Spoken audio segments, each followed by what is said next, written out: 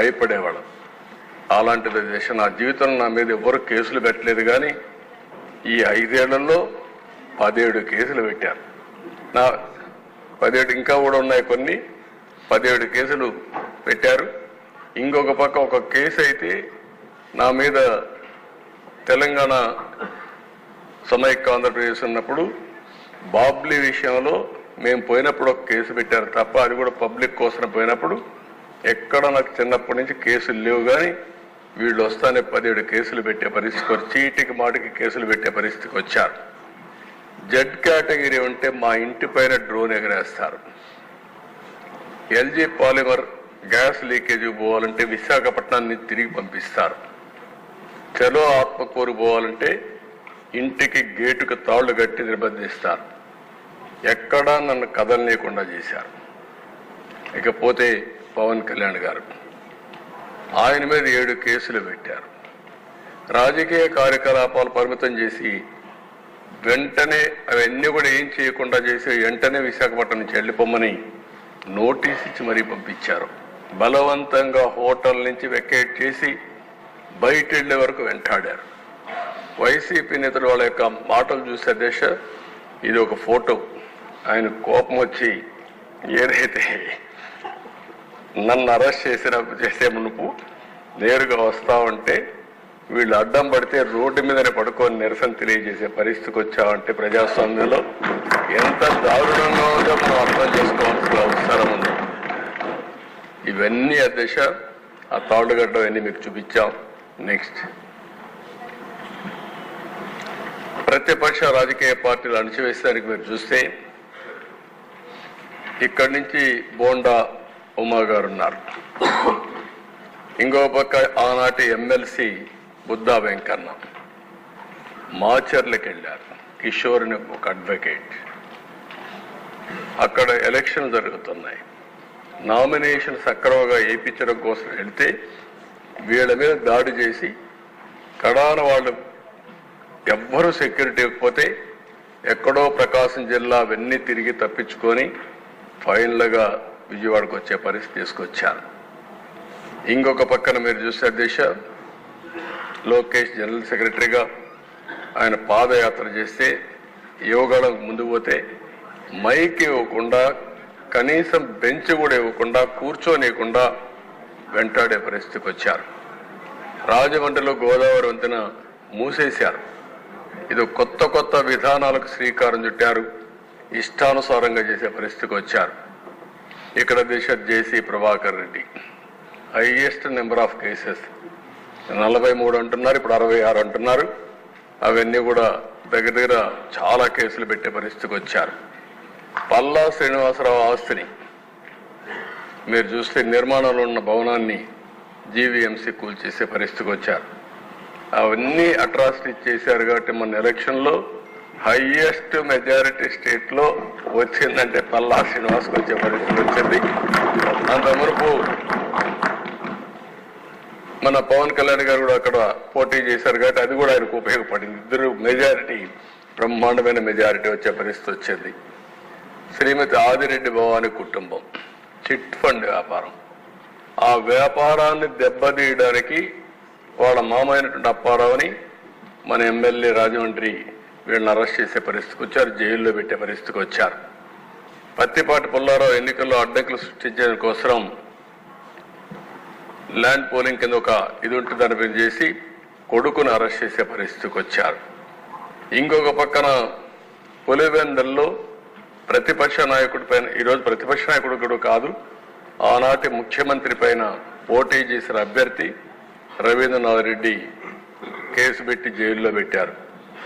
ధూళిపాల నరేంద్ర సంఘం డైరీలో అవకతవకలు జరగకపోయినా జరిగినాయని కేసులు పెట్టి జైల్లో పెట్టే పరిస్థితికి వచ్చారు. కోన రవికుమార్ ప్రభుత్వ అధికారులపై దాడి చేశారని కేసులు పెట్టారు. చంద్రమోహన్ రెడ్డి ఫోర్జరీ కేసు నమోదు చేసి ఆ కేసు మీద ఆయన దేశంపై అరెస్ట్ చేసే పరిస్థితికి వచ్చారు. అదృష్టవశాత్తు అరెస్ట్ కాకుండా బయట వచ్చాడు.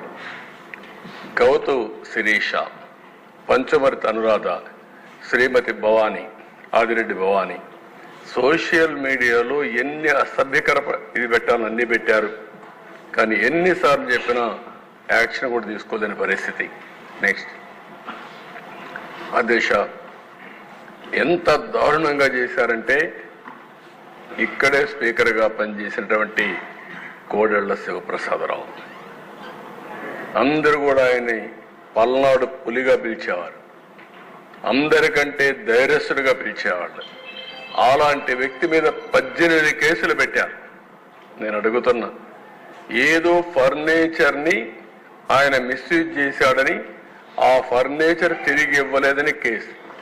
ఇప్పుడు నేను అడుగుతున్న ఈనాటి ముఖ్యమంత్రి, ఆనాటి ముఖ్యమంత్రి, ఇప్పుడు కూడా ఆయన ఇంట్లో ఫర్నిచర్ ఉంది, గవర్నమెంట్ ఫర్నిచర్ ఉంది.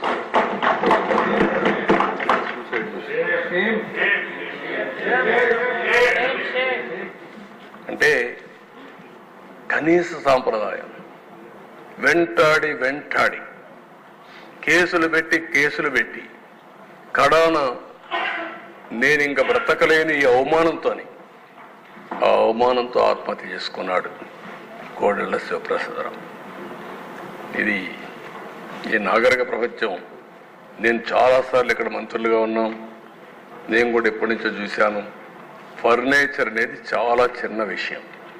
ఒకవేళ ఏదైనా ఫర్నిచర్ ఉంటే సెటిల్ చేస్తారు, నామినల్ ఎక్స్పెండిచర్ వేసి వాళ్ళు కావాలంటే తీసుకుంటారు, లేకపోతే మనం గవర్నమెంట్ బ్యాక్ తెచ్చుకుంటుంది. అలాంటివి చేశారు. వంగలపూడి అనిత అధ్యక్ష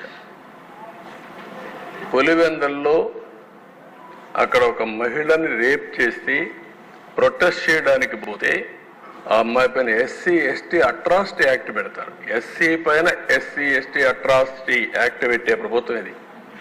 ఇక్కడ ఇంకొక ఎమ్మెల్యే కూడా ఉన్నాడు, మన మడకసిర ఎమ్మెల్యే రాజు, ఆయన కూడా ఉన్నాడు ఆ కేసులో. అయ్యాన పాత్ర సరే అధ్యక్ష, మీ మీద ఎస్సీ ఎస్టీ అట్రాసిటీ యాక్ట్ పెట్టారు, కడాన అటెంప్ట్ రేపు కూడా కేసు పెట్టారు మీ మీద. ఏం చెప్పాలి అధ్యక్ష, ఉన్మాదానికి పరాకాష్ట ఇవన్నీ. You are the senior most leader of the state. మీ సీనియారిటీకైనా గౌరవం ఇచ్చి ఉండాలి. ఈరోజు బుచ్చయ్య చౌదరి తర్వాత ఈ అసెంబ్లీలో సీనియర్ మోస్ట్ అంటే అది మీరే ఉన్నారంటే, అది ప్రజలు మీ మీద పెట్టుకున్న నమ్మకం. దీనికి ఇన్ని సంవత్సరాలుగా మీ జీవితంలో మీరు ప్రవర్తించిన తీరు, మీ నడవడిక, అలాంటి వ్యక్తి పైన కేసులు పెట్టే పరిస్థితికి వచ్చారు. దేవినేని ఉమా రిజర్వ్ అటవీ ప్రాంతంలో అక్రమ క్వారీయింగ్ జరిగిందంటే ఆయన పైన కేసులు పెట్టే పరిస్థితికి వచ్చారు. అశోక్ గజపతిరాజు రామతీర్థం, వాళ్ళ పూర్వీకులు కట్టించిన టెంపుల్, రాముడి తలదీసేశారు. ఇదే అన్యాయం అని వస్తే ఆయన మీద కేసు పెడతారు. ఇంకా అచ్చెన్నాయుడు గారు, పోలీసులు, ఆనాటి పోలీసులు గోడ దూకి ఇంట్లోకి వెళ్ళి ఫైల్స్ ఆపరేషన్ చేసుకున్నాడు. ఫైల్స్ ఆపరేషన్ చేసుకున్న వ్యక్తిని 600 కిలోమీటర్లు తీసుకొచ్చారు నాన్ స్టాప్గా. అంటే ఎంత ఇన్హ్యూమనో దీన్ని బట్టి మనకు అర్థమవుతుంది దేశ.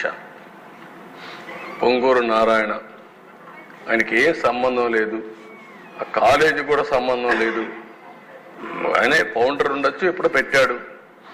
క్వశ్చన్ పేపర్ లీక్ అయిందని దానికి సంబంధం లేని దానికి ఆయన కేసు పెట్టి మొత్తం రాత్రి ముగ్గుళ్ళు ఎక్కడెక్కడో హైదరాబాద్లో ఉంటే ఆ దిశ ఉన్న పడంగా దొంగను పట్టుకొచ్చారు. దొంగను కూడా పట్టుకురావాలంటే కొంచెం జాగ్రత్తలు తీసుకుంటాం, కానీ అది కూడా లేకుండా కారులో పోతా ఉంటే కిడ్నాప్ చేసినట్టు కిడ్నాప్ చేసి తీసుకొచ్చి ఇష్టానుసారంగా దిప్పే పరిస్థితికి వచ్చారు. ఇంకా రఘురామకృష్ణరాజు, ఆయన విమర్శలు, ఆయన ఆ పార్టీలో ఉన్నాడు. ఆ రోజు ప్రజాస్వామ్యం ఎంత ఇది ఉందంటే ఆయన ఏదో రెండు విషయాల్లో డిఫర్ అయ్యాడని పోలీసులు అరెస్ట్ చేసి లాకప్లో చిత్రహింసలు పెట్టి కడాన ఆయన్ని ఎన్ని విధాలు చేయాలనో ఆ రోజు చెప్పేవారు. అదే చూడాలి, అవన్నీ కన్ఫర్మేషన్ రావాలి. కానీ ఆయన లాకప్లో పెట్టి కొడతా ఉంటే ఆనాటి ముఖ్యమంత్రి ఆ ఫోటోలో చూసి, వీడియో చూసి పైశాచిక ఆనందం పొందారంటే ఇంకేమన్నా అధ్యక్షతని, ఏం మనుషులు వీళ్ళు అంటే. ఒక ఎంపీని తర్వాత ఏదో ఆ రోజు సుప్రీంకోర్టు ఏదో ఆర్డర్ వచ్చింది, హైదరాబాద్లో మిలిటరీ హాస్పిటల్ పంపించారు, వాళ్ళు కూడా ప్రూవ్ చేశారు. తర్వాత దిశ ఒక ఎంపీ 5 సంవత్సరాలు నియోజకవర్గానికి పోని ఎంపీ ఈ దేశంలో ఎవరన్నా ఉన్నారంటే అది కూడా ఒక రికార్డ్ రఘురామకృష్ణరాజు. ఎవరు ఉండరు అధ్యక్ష. అంటే ఒక ఎంపీకి సొంత నియోజకవర్గంలో కూడా సెక్యూరిటీ లేదు, వెళ్ళలేడు. ప్రధానమంత్రి వచ్చాడు అధ్యక్ష. ఆయన పాప హైదరాబాద్ నుంచి రావడానికి ఆ రోజు ట్రైన్లో బయలుదేరాడు. బయలుదేరితే బేగంపేటకు వచ్చిన తర్వాత ఆయనకు మెసేజ్ వచ్చింది, నువ్వు ఈ ట్రైన్లో పోవద్దు, ఈ ట్రైన్లో పోతే నీ భోగి ఏదైతే ఉందో దానికి అగ్గిపెట్టి చంపేస్తారంటే సత్యనపల్లి దగ్గర ప్లేస్ కూడా చెప్పి పలాని ప్లేస్లో వాళ్ళు రెడీగా ఉన్నారు, ఇది యాక్సిడెంట్ కింద క్రియేట్ చేస్తారు అంటే బేగంపేటలో దిగి వెళ్ళిపోయారంటే అది కూడా ప్రధానమంత్రి ప్రోగ్రామ్ కూడా పోలేకపోయిన పరిస్థితి ఒక ఎంపీకి ఉందంటే ఇంకా లా అండ్ ఆర్డర్ ఎక్కడుంది దిశ. నెక్స్ట్ ఇది కొన్ని ఎగ్జాంపుల్స్